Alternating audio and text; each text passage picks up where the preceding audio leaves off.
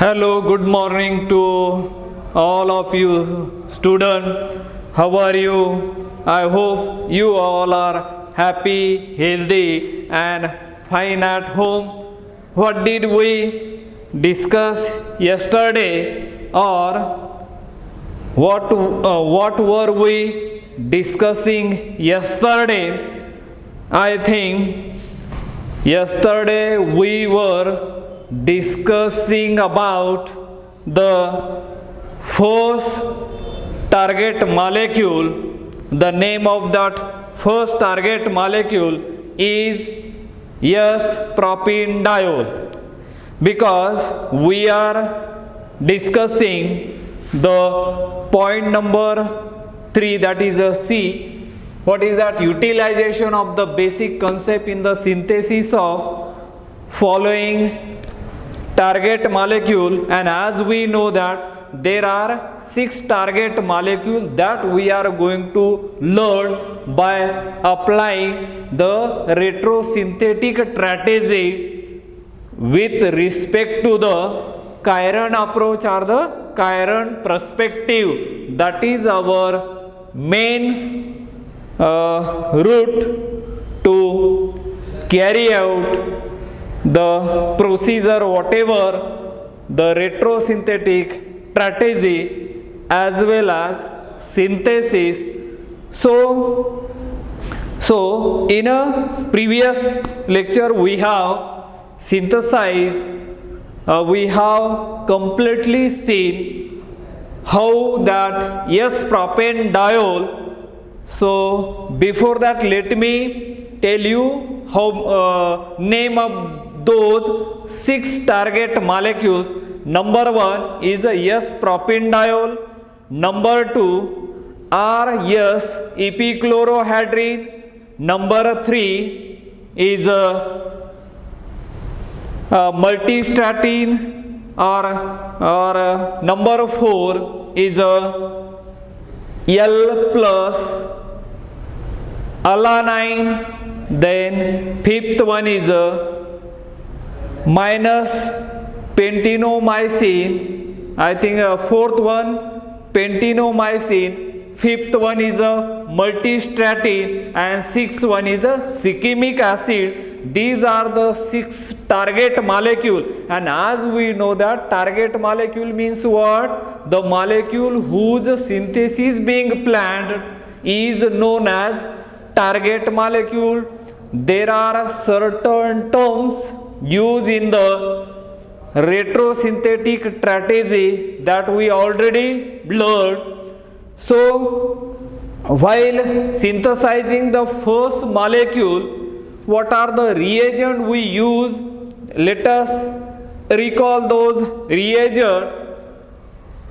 First one, sodium borohydride in presence of methanol, which is a reducing reagent which reduce, general we are talking about, which reduce the aldehyde group into as a primary alcohol. So that is the use of that reducing reagent. Number 2, we have used acetone in presence of the H plus. As far as this limited Chiron approach is concerned, these are the reagents we are going to use frequently in those syntheses, and therefore remember their role. What is their what are their roles in this particular synthesis of these 6 molecules? Apart from that 6 molecule, we are not going to synthesize other molecule. Only remember these are the 6 molecule, and the pattern of this is same. The chiral approach, chiral precursor, and from starting chiral precursor we are going to synthesize those molecules. So acetone in presence of H plus, the role of this reagent very specific. It will protect, it is used to protect the 1,2-diol selectively, and therefore this is a role over here. And the third reagent we have used there. What is that? Lead tetraacetate, right? Lead tetraacetate in presence of the benzene. Benzene is used as a solvent, and lead tetraacetate, it is a reagent used for oxidative cleavage of that 1,2-diol, and that 1,2-diol is converted into as a aldehyde. Remember, that is a specific use with the help of the mechanism. Yesterday we have seen how it is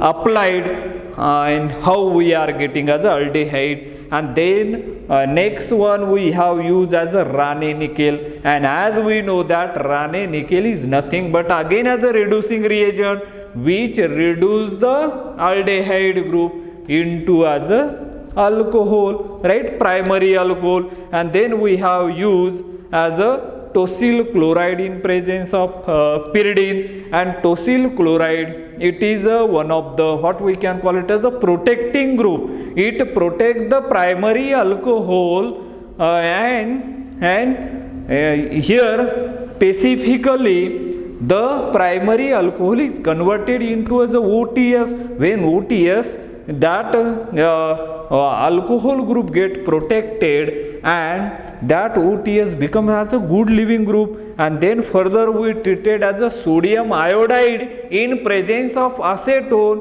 What it will do? The iodide become as a good nucleophile, as we know that, and it replaces the OTS by I, and we are getting as a iodide. Displacement reaction takes place over, or the substitution reaction, just like as a SN2 reaction, attack from the backside, and we are getting as a this, and OTS becomes as a good living group. The rate of reaction is increase over there, and we are getting as a this one. So that type of the thing we have seen over there, and the solvent used there as a acetone. And finally that protected 1,2-dihydroxy group or 1,2-diol get deprotected with the help of aqueous H2SO4 in presence of the ethanol, and we got the finally target molecule. So these are the reagent and their role we have discussed. So what are the thing we have seen there? First one is a protection of the OH. That is one of the very good steps involved in those synthesis. And then oxidative cleavage by lead tetraacetate, that is another important step you should remember there.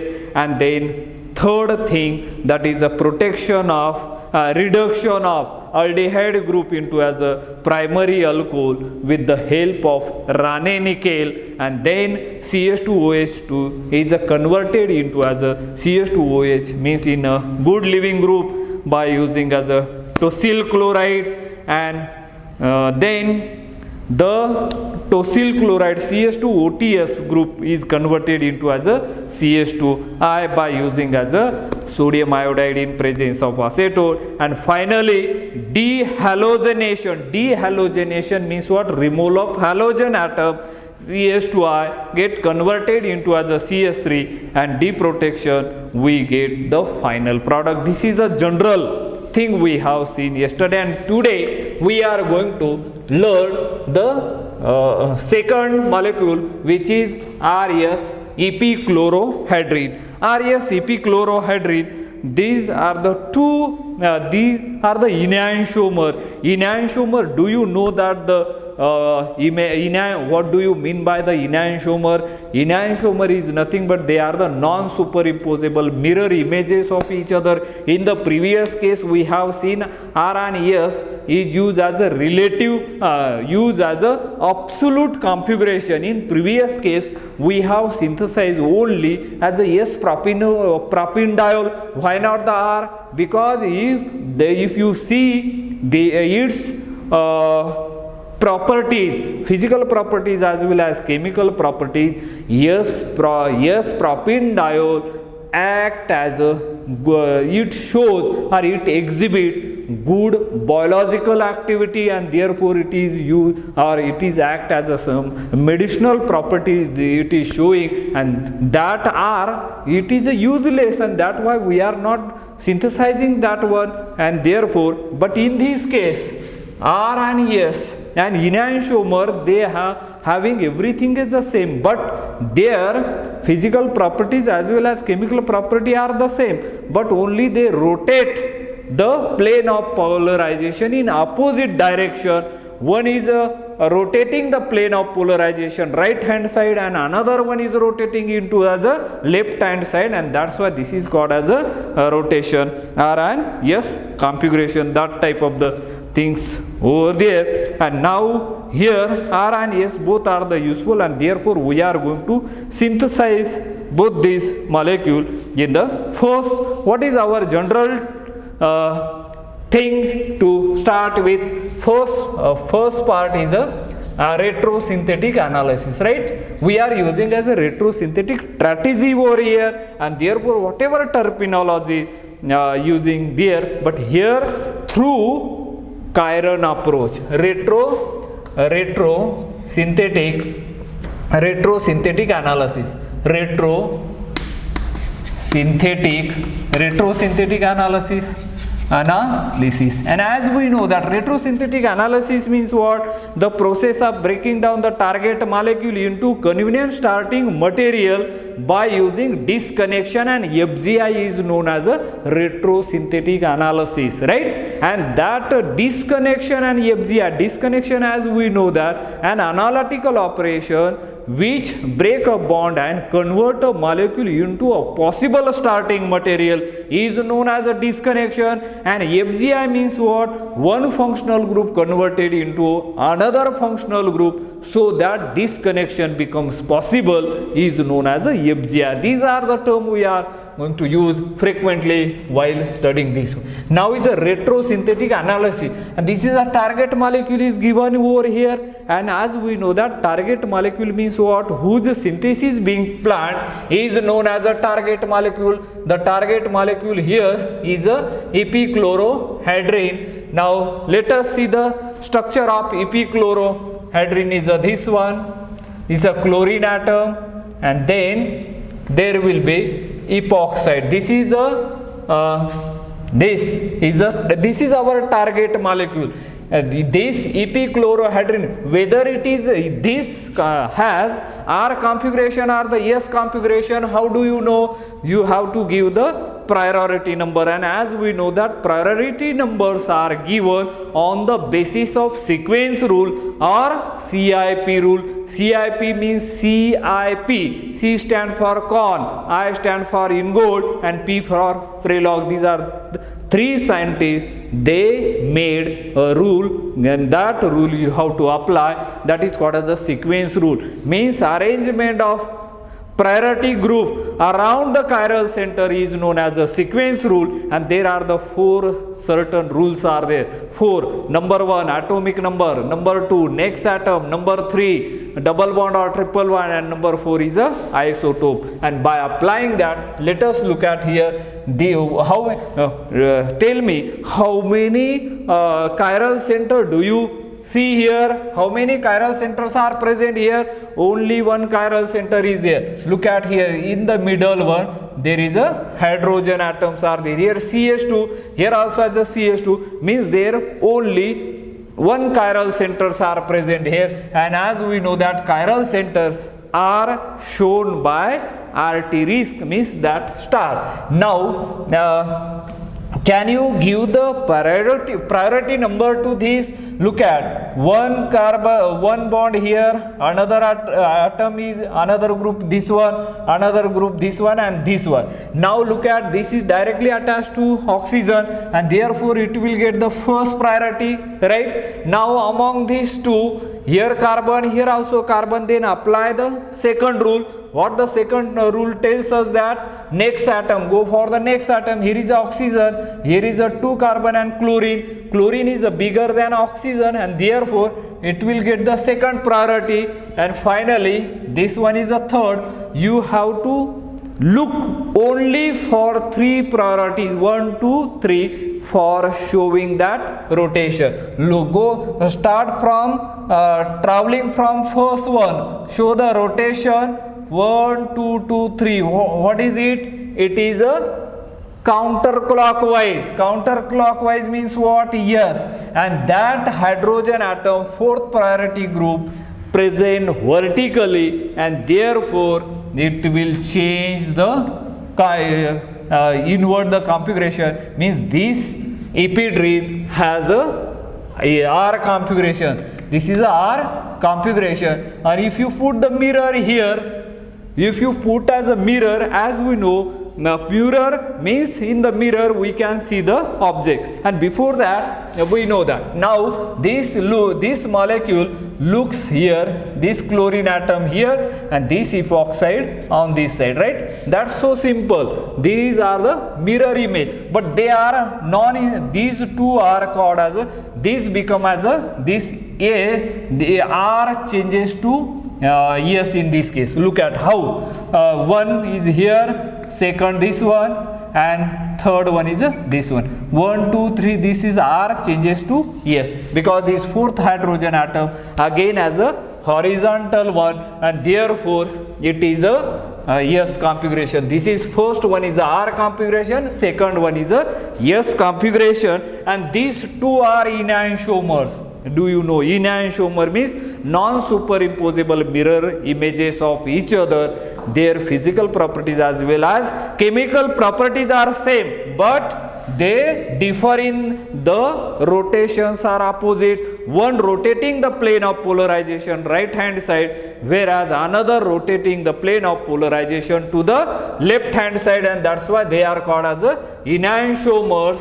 And now best example is there. So look at our hand. So these two hands, they are the enantiomers of each other, means they are non-superimposable. If you put here, look at here, one thumb is here, one thumb is there, means they are the enantiomers. So they are non-superimposable mirror images, and that is called as a enantiomer. Now do this is, as we know, that disconnection arrow. Yesterday we have seen the meanings of certain arrows. What are the arrows and their meaning we have seen. This is a disconnection arrow, right? And disconnection arrow, on it is written as a FGI, means functional group interconversion, or here you can mention whatever the named reaction in a general, but here FGI, functional group interconversion. And after doing this one, what do you get here? Remember, here is OR, here middle one OH, and here you can write as a R. Means look at in this case also, here you can see one chiral center OR, here you can give as a R dash, means this R may be as a different. If both are the same, there will be a no chiral center, and for that you can put here is a dash over there, means it is different than this R. R and R may be as a different groups are there, and that's why I am designating, and there will be a one chiral center present over there, right? And as we know that it is retrosynthetic analysis, it is for half mark, it is very essential, and all these 6 target molecules, same pattern of retrosynthetic analysis. Remember here, because we are using as a chiron approach, so the starting material or the chiral template, this is a chiral, this is a chiron, you can call it, this is a intermediate which is a chiron, and chiron is obtained from the chiral precursor or the template. And as we know that chiral template means what? Whatever the apparent carbohydrate symmetry present in the target molecule, that is must be present in the chiral centers, same as in the target molecule, and that's why we are keeping the same approach over there. And now here again showing as a disconnection arrow, FGI, that is a functional group interconversion, and what do you get? And this will be obtained from this one, as we know that this one OH, this two OH, then OH, and this one is a OH. As we know that this is a D-mannitol, right? In the previous example also we have seen this is a D-mannitol, right? D-mannitol, and this is a structure of D-mannitol, and D-mannitol can be obtained from, again, to the functional group. The way the FGI is written over the disconnection arrow means one of the functional group is converted into as another functional group, so that disconnection becomes as a possible, and therefore here what do you get? Here will be this one. Look at here, this is a CHO, then this HO and HO, or 2 hydroxy group on this side and 3 OH are on the right hand side, and this is called as a D-mannose, and this is a D-mannose, as we know that it is a starting material or the chiral precursor. How many chiral centers are present over there? 1, 2, 3, 4 chiral centers are present over there, and D-mannose, it is a epimer of that D-glucose, and these are readily available. From that we can synthesize our target molecule. Particularly in this case we are going to synthesize R and S epichlorohydrin, right? So this is what we can call it the retrosynthetic analysis. In addition to this, what are the things to write in the exam? While, because analysis means why you are doing this, such cases are there. So for that, for S epichlorohydrin has a chiral 3 carbon oxyranes. This type of the compound is called as the oxyranes, can be conveniently prepared from glyceraldehyde, and this can be obtained, or we can prepare from the glyceraldehyde. As we know that glyceraldehyde is a starting material for the synthesis of any this type of the, what we can call it as carbohydrates, and that is it is also known as a triose. How it is important that glyceraldehyde here, as well as in while studying as a carbohydrate chemistry, we will see the details of that. But here in this case we can get the oxyrane by starting from the glyceraldehyde by manipulation at both the extreme, means 2 end of the glyceraldehyde, so that is the first point you have to remember in case of that analysis. Now second point, what is the second point to remember? By tosylation and deprotection of R glyceraldehyde derivatives, one can obtain monosubstituted derivatives which can be transformed to the chloride, that is the epichlorohydrin. So this, and the third point you should remember, alternatively by introducing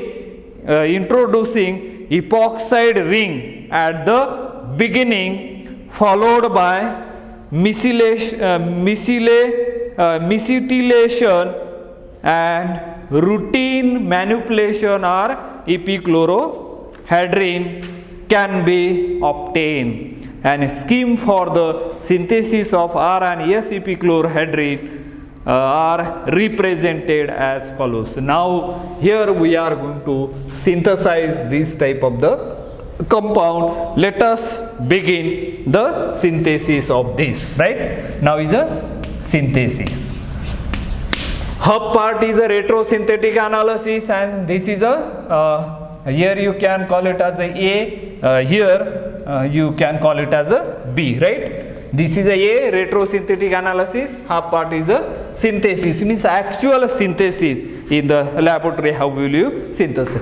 Now let us look at as the first one is the starting material or the chiral precursor is a D-mannose. What is that D-mannose? We know that the structure of D-mannose, this one CHO, then to HO over here, HO, then this side OH, then again OH and OH. This is known as a D-mannose, right? This is a D-mannose. This is a D-mannose. After that, we are using the first reagent we are using over here. Remember, is a sodium borohydride, NaBH4 in presence of methanol, MEOH, right? What it will do? It will convert the aldehyde group into as a alcohol, and you are going to get the compound over here, this one OH, and 2 hydroxy group on the left hand side and 3 hydroxy groups are on the right hand side. Here you can write like this. So this is, and as we know that this is nothing but as a, so this now retrosynthetic means what? It is an imaginary but logical reverse chemical reaction which help us to reach the reactant starting from the target molecule is known as a retrosynthesis. And retrosynthetic analysis we have done here, the analysis. Now synthesis, you start from this, prepare this and this finally. So that is a reverse, which actually forward reaction. This one, this is a reverse reaction and this is a forward reaction. Synthesis starting from the D-mannose, we are getting this one, and the name of this compound, as we know that this is a D-mannitol, right? This is the D-mannitol we are getting over here. And after that D-mannitol, what you are going to do, as we know that we are going to protect, and for the protection 1,2-diol protection is needed. And as we know that which is a reagent used to protect the 1,2-diol, while studying as a protection and deprotection, we already seen that is acetone in presence of H plus, right? Acetone, as we know that C double bond O in presence of H plus, catalytic amount of H plus is required, and then it suitably protect the 1,2-diol. And what do you get over here? You are going to get the structure is this one, now O, and just like this, and you will get here HO there, middle 2 OH remains as it is, only terminal OH, primary alcohol and another secondary alcohol, they suitably get protected, and we are getting this type of the protected D-mannitol. And after that, as we know that we are going to break the bond between these 2-diol, 1,2-diol, and we know that the suitable reagent for the cleavage, oxidative cleavage, takes place by using as that reagent, and the reagent used is this one, PbOAc4, right? PbOAc4 in presence of the benzene. Benzene is used as a solvent here to carry out the reaction in the laboratory, and oxidative cleavage of 1,2-diol takes place, and we are going to get here 2 molecules of this one CHO, and this protected glyceraldehyde we are getting here, protected glyceraldehyde, right? Protected glyceraldehyde we have got here. And after that, what we can do here, let me clean some part of the board so that we can see this one. Now let us see here what is going to happen. Next one here, this one we are learning the synthesis of the R and S epichlorohydrin. We arrived up to this one. Now that further treated with this one, further treated with sodium hydride, NaBH4, sodium hydride in presence of methanol. What it will do? It will reduce the aldehyde group into as a ketone, as we know that the function of this, and we are going to get over here specifically OH, then this protected 1,2-diol remains as it is, right? And after that, what you are going to use over there you are going to use as a, we are going to protect this one, then use tosyl chloride, TSCl. Yesterday we have seen the structure of tosyl chloride, parachlorine, paratoluene, sulfonyl chloride, that is the name of that tosyl chloride. In short, we are saying that is a tosyl chloride, and the solvent used here is a pyridine. And what is going to happen in this case, we are going to get the product, this one OTS, and this protected is as it is. Now you can deprotect with the help of, that is aqueous HCl, hydrogen chloride. Now after the deprotection, I am writing suitably here so that you can remember this type of the W there. Remember W means here is a OTS, and here stereochemistry you can show here, OH group must be here, and this OH, another OH is here. You can call this one is a compound, right? This is our A is nothing but as a chiron, you can remember this is a chiron. And now because we are going to synthesize R and S, up to this you understood this one. Now let us see this one. Now I am going to clean this one. Now you remember this is a we got. We are trying to get the compound over there. Now let us see here this A compound. I am again writing here A, that is a W type of OTS. Then in the middle one means that hydroxy group below the plane, this OH is above the plane, right? And now this one I am treating with sodium hydroxide, NaOMe. This is a sodium methoxide.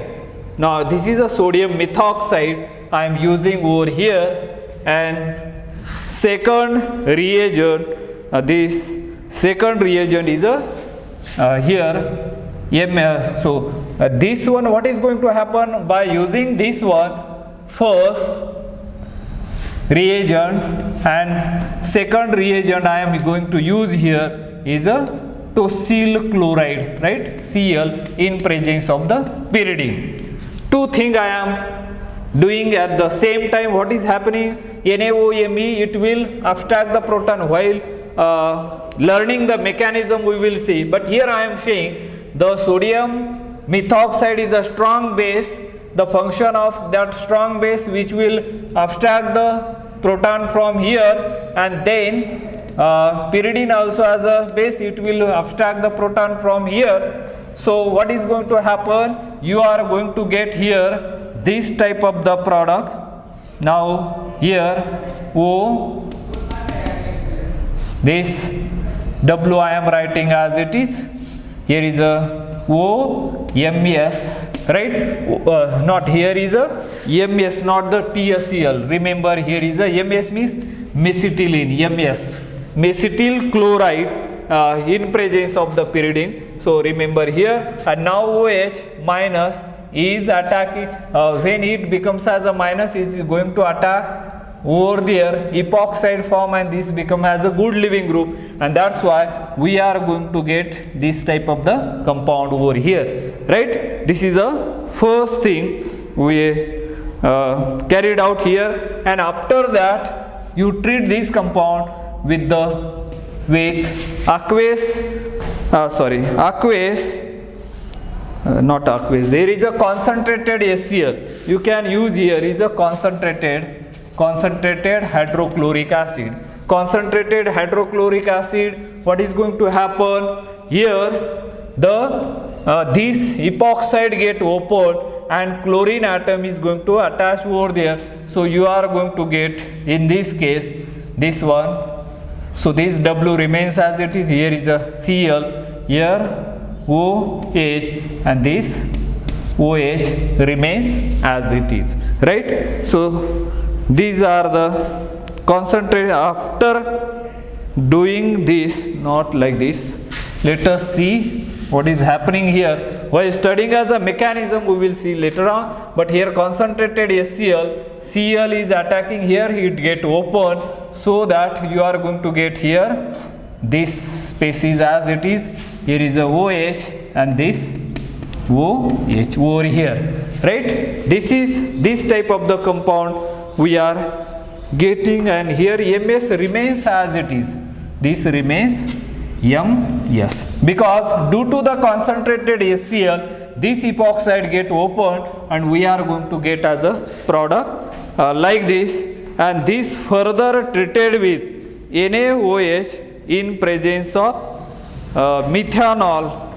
This one further treated with NaO, sodium methoxide in presence of methanol, MEOH, used as a solvent. Again, what is going to happen? This will pick up the proton from here, this is attacking over there, and then formation of the epoxide like this. So this W remains as it is. There is the oxygen atom, this epoxide is formed, and this structure is nothing but, what is it? It is a REP chlorohydrin. This is a REP chlorohydrin. This is a REP chlorohydrin. This is a REP chlorohydrin, because look at here, one, then there is a hydrogen atom is here above the plane, one, then this one is a 2, 3, 1, 2, 3. This is a S configuration. S configuration changes to R configuration. This is a thing we have seen here, that is a path A. First we have seen, right? This one is a A, and here you write as a path number first over here. This is a path number first. Now let us look at as a path number second. Path second here. Path second means second route here. Path number one, path number second, because we got the REP chlorohydrin. Now we are going to prepare the SEP chlorohydrin. Again take down that one, is the same, this one compound as it is, OH, then this hydrogen atom OH and OTS. This is the A, right? Now here you treat this compound with PH3 or PPH3. PPH3 means triphenylphosphine in presence of CCl4, carbon tetrachloride. And if you use this, what you are going to get? You are going to get this compound as it is. Here is a OTS and middle hydroxy remains as it is, OH, and here Cl is going to come here, Cl, right? And after that you use as a, here now I am cleaning this one. Now here you use ethylene glycol. Here you use as a ethylene glycol, ethylene glycol in presence of sodium. What you are going to get? Then again the formation of the epoxide over there, and you are going to get this one epoxide over here.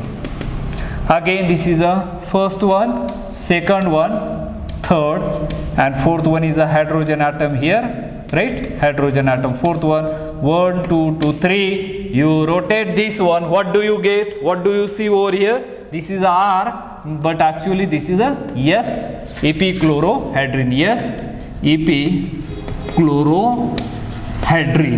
chlorohydrin. This is a synthesis of this compound, right? So in this way we have seen how this molecule, second molecule, there are the two pathway, path 1 and path 2, how we are getting as this compound we have seen just now over here. Now let us look at as a mechanism of path A and path B, or let us see the mechanism now here. Right, mechanism, what is going to happen in the mechanism. Actually we have completed the synthesis as well as retrosynthesis. Now we are additional information we are studying here, that is a mechanism, how mechanism is taking place over there, that we are learning. Now let us see the mechanism. As we know that starting material we have taken, that is C double bond OH, and then this one, 2 hydroxy group on the left hand side, 3 hydroxy group are on the right hand side, OH, this is known as a D-mannose, right, D-mannose, this is treated with sodium borohydride, and generally we are writing this H for the mechanistic point of view. Hydrogen atom Na plus minus charge over there, this hydrogen atom now transfer from here to here, and what is going to happen, you are going to get the compound like this, O minus, because here and 2 hydroxy group they are remains as it is, OH, and 3 hydrogen atom on the right hand side they are as it is. And after that what is going to happen, methanol using as a solvent, this alkoxide type of the compound will pick up the proton or abstract the proton, and you are going to get the compound like this, OH, this HO, then 2 HO on this side, and there are the 3 OH on the right hand side, 3 OH on the right hand side. And further we are using the compound like as acetone in presence of H plus. What is going to happen again, OH is going to attack on this, and this is going to attack over there, there is elimination of water take place. Same thing is happening over there, this OH attacking over there, and this is attacking on this, and there is a removal of water molecule, like 2 moles of H2O molecule get removed, and what you are going to get, you are going to get generally this type of the compound here, and 1 OH on this side, another OH on this side, and this O, and this get protected. And then that is here for the D protection we can use here general reaction. Suppose is R, C, H, and then C. Let us see R here, H, here O, and O, H, 1,2-diol remember here. And when we are using as a PB, lead tetraacetate, OAC, then OAC here, OAC, another OAC. Now what is going to happen, this is going to attack on this, get removed there, again OH over there, get removed, and finally what you are going to get here. So this type of the, here is R, hydrogen atom O, then CO, there is a hydrogen atom R, you can write here, and then this is a PB, OAC, and here OAC. And as we know that OAC means acetyl group. Now how this middle bond is going to break over there, here you are going to get aldehyde, and this is going to get over there, and this double bond shifted from here to here, forming as a double bond, means we are getting here 2 moles of R, C double bond OH. That type of the compound, means after breaking that with the PB OAC4, what do you get? 2 moles of CHO, and this one O, this type of the compound, right? So this is a mechanism I am separately shown how the mechanism of with lead acetate. Here is a somewhat trans is shown so that we can clearly shown here the how the aldehyde is, how this oxidative cleavage takes place, that we have shown over here. And after that, what is the next point we have seen? After this aldehyde, we treated this compound with this aldehyde, protected glyceraldehyde we treated with that protected CHO, then this O, this one, right? And this further treated with NaBH4 in presence of methanol, MEOH. The mechanism we already seen just now. So here what is going to happen? Only as a OH, and then here O, then O, this one protected. Now this is a further treated with which compound? This one is a further treated with tosyl chloride, right? Tosyl chloride, TSCl, in presence of the pyridine. Now pyridine what will do? It will abstract the proton from negative charge, is going to attack on this. So let me show clearly over here so that you cannot get confused. So here H I am writing, and that pyridine will pick up the proton from here, and you are going to get O minus charge over there, O and O, this one. And after that there is a tosyl chloride, TSCl. Now this is going to attack over there, this get removed, and you are going to get O, TS, and this O and this O protected, right? And after that this will be treated with aqueous SCl,